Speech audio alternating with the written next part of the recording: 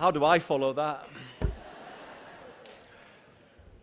Chair, conference, what do you think of my home city? You like it? Brilliant, isn't it?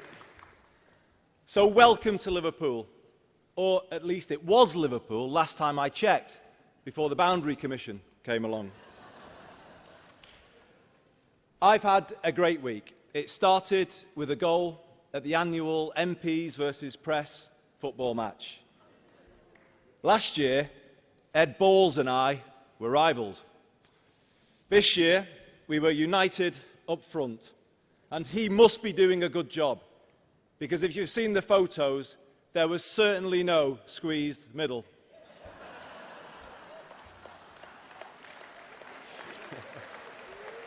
Ooh.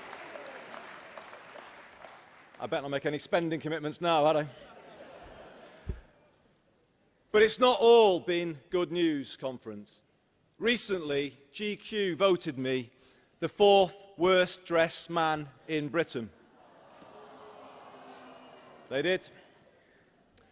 My brother said, at least it showed I was trying hard to fit in with teachers.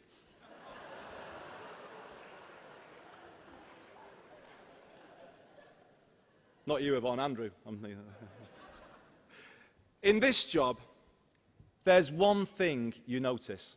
How, on an almost daily basis, people who didn't go to state schools and don't send their children to them pop up in the media to tell us how awful they are.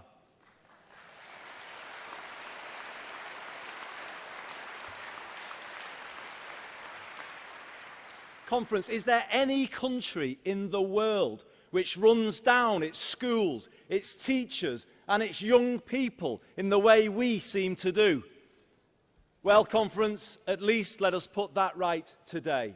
Will you join me in thanking our teachers, dinner ladies, support staff, lollipop ladies,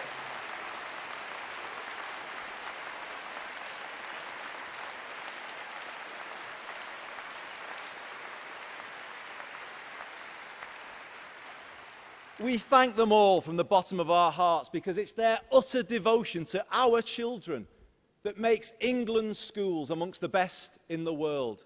And let us thank the inspirational head teachers like Yvonne Sharples and Andrew Chubb for what they do to lift aspirations in places where life is hardest. Thanks, both of you.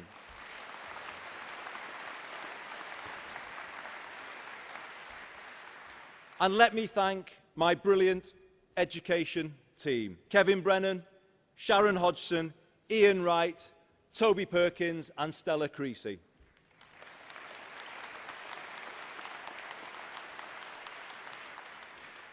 Today, Labour reaches out beyond its own closed circle, and I want to welcome all the members of the public and young members who join us here today. My home city is much stronger for 13 years of a Labour government.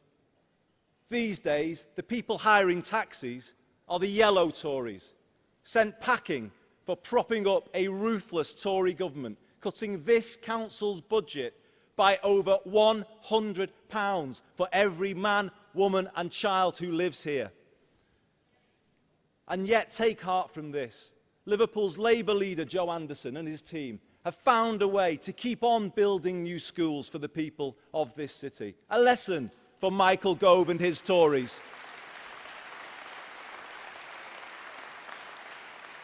A lesson for those Tories: never, ever underestimate the people of this city.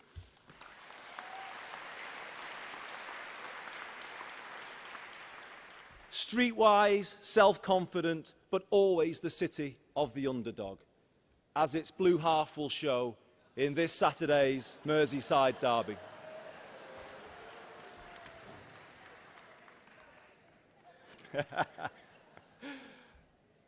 On some issues, though, we stand together.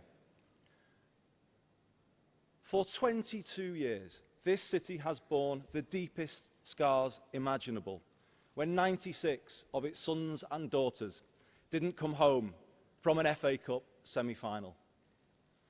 As it sought answers obstacles were thrown up and insults added to the injury. Perhaps we could have done more. But with Gordon's support, Labour made the historic commitment to disclose all public documents through the Hillsborough Independent Panel. Conference, I ask you today that we, our party, stands with those Hillsborough families until they have finally prevailed in their dignified campaign for truth and justice.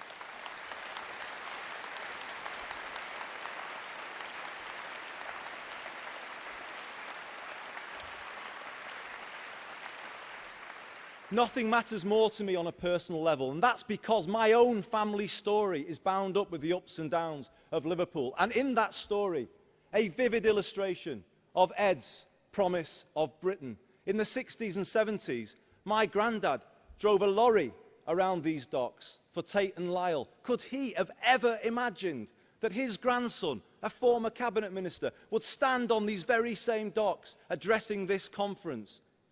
We've all come a long way. But in the cold light of this century, it suddenly feels much harder for young people who don't have much to dare to dream.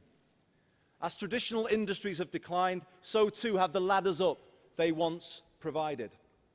And today, young people face agonizing choices. It's not easy to take on the cost of a degree when you know that you're expected to work for free once you finish it. But if things weren't hard enough, they just got a whole lot harder. This government has launched an all-out attack on aspiration, on the hopes and dreams of ordinary kids, as Daniel Johnson so eloquently put it before. Before the election, David Cameron looked young people in the eye. He said he'd keep the education maintenance allowance. He broke that promise. What kind of man does that, leaving thousands of young souls cut adrift? Cameron the con man, that's who.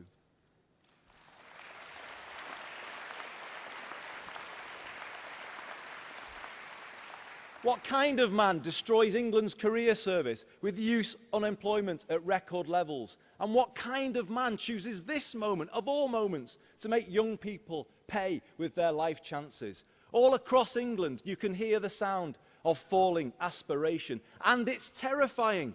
Tony Blair said his priorities were education, education, education.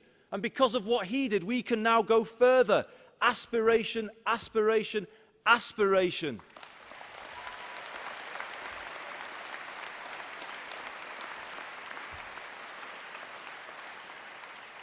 In this challenging century, we will be the party for families who want to get on in life, who want better for their children. Labour will give every child a path in life, put hope in every heart.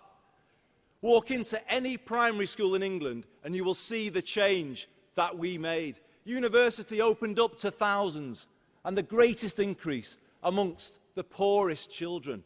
But we need to go further, and Ed laid down that challenge yesterday. But let's face up to one thing, though.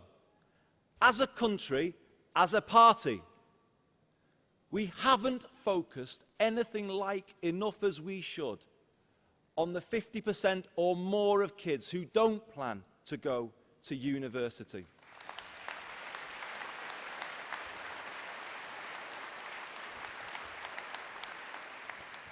Young people who want to head towards work or an apprenticeship are left to fend for themselves. At 13, 14, 15, too many lose their way because they can't see where school is taking them. That's wrong, and I want to put it right.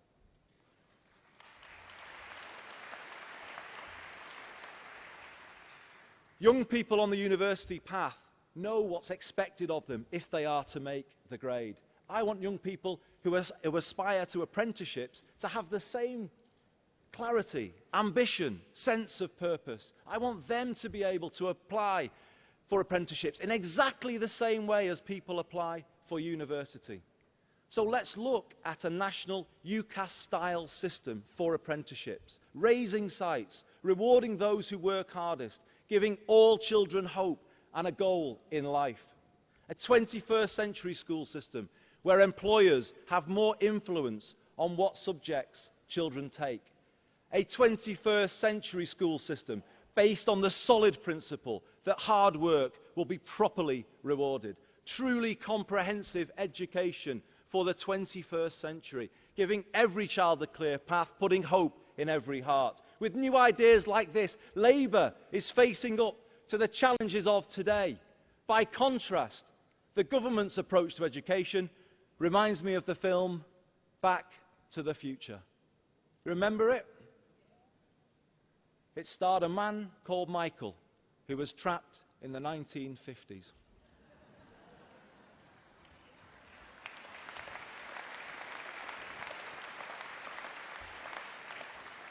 Here we are in Britain, 2011, and we have the spectacle of a Tory education secretary promoting Latin and ancient Greek over engineering, ICT and business studies.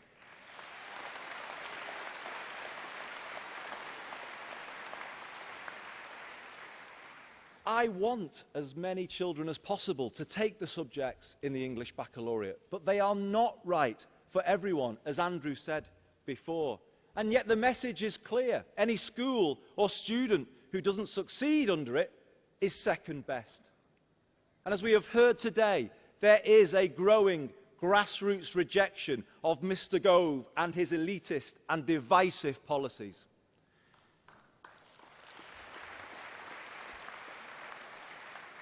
If we just shout from the sidelines and wait for the next election, too many young lives will be written off. So we need an alternative, a curriculum that sets high ambitions for everyone in maths and English, a curriculum that gets young people ready for the modern world, where they can expect to have around 10 jobs and will need to have different skills and qualities to succeed. Not segregated routes like the old days between academic and vocational education, but a true baccalaureate, a unified programme of study geared to the needs of the 21st century, stretching the brightest, yes, but giving all children a relevant route and a solid qualification behind them. This is Labour's vision. Supporting the principle of the modern baccalaureate, working to improve it, drawing on the example of the Welsh and international baccalaureates as an alternative to Gove's backward-looking vision.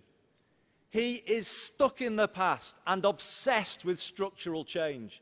He throws money at his favoured schools, free schools and academies, and treats the rest as if they don't matter. A man with a plan for some schools and some children, not all schools and all children.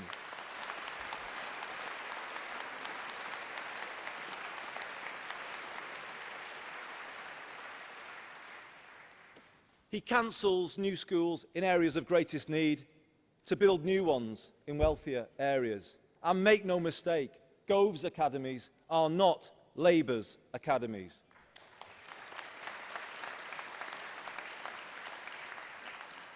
We focused on areas of real need. He gives more to the best performing schools.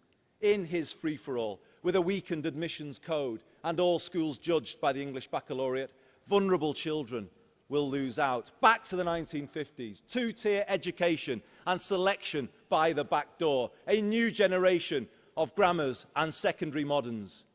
We shouldn't judge any school by its structure or status. We should judge them by their values and their achievements.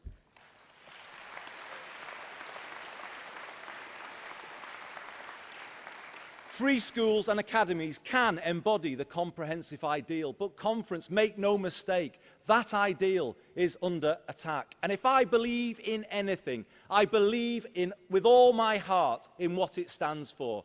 All backgrounds together, learning to see life from all sides, aspirational for everyone. These comprehensive values should be as intrinsic to this party's DNA as the values of the National Health Service.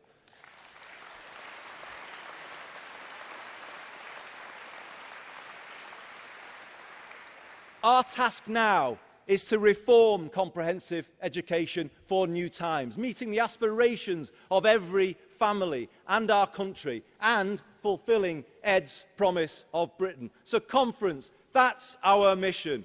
Comprehensive education for the 21st century, rewarding hard work, stretching the brightest, putting hope in every heart. Thank you, conference.